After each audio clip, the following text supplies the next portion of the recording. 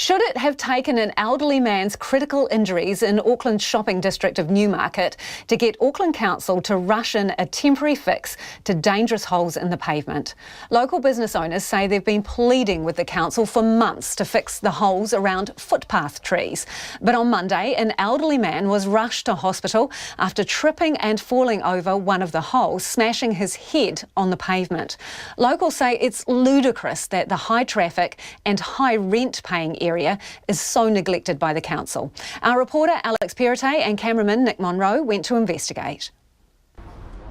Eyewitnesses say they rushed out of their stores along Broadway when they heard the commotion. One shopkeeper says he heard the sound of the man falling and it was horrific.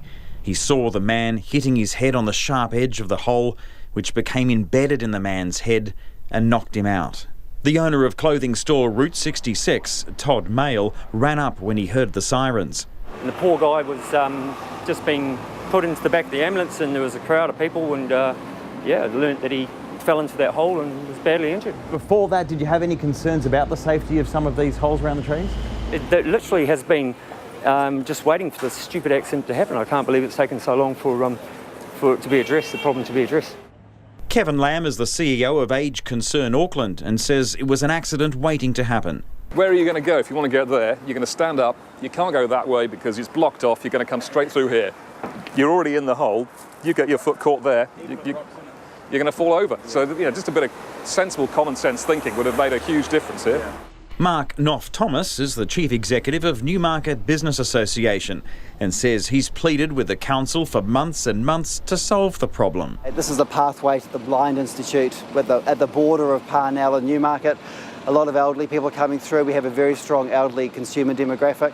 The overall maintenance has been really, really average and very lacklustre. The stones have just arrived, but even now they drop below the dangerous sharp edge of the hole. Someone had done some work there, walked off without filling it in. Great, they've done it now. But as you said, how hard can it be to do that as soon as you finish doing your work here? Kevin Lamb says the cost of one injury is already a huge price to pay, but the many more accidents in the city could be avoided in part with a small price to pay to make the path safe. It's about 30% of all over 65s will fall at least once a year. 5%, 7% of those will actually have a serious injury, a fracture or a break. You think about 4,000 New Zealanders every year needing surgery to repair a broken hip. That's about $100 million. That's an awful lot of money when you think of the cost of simply just checking that you've filled in a hole in the ground. Mark Knopf-Thomas says the Newmarket businesses already pay their share in rates and don't see too much of it coming back.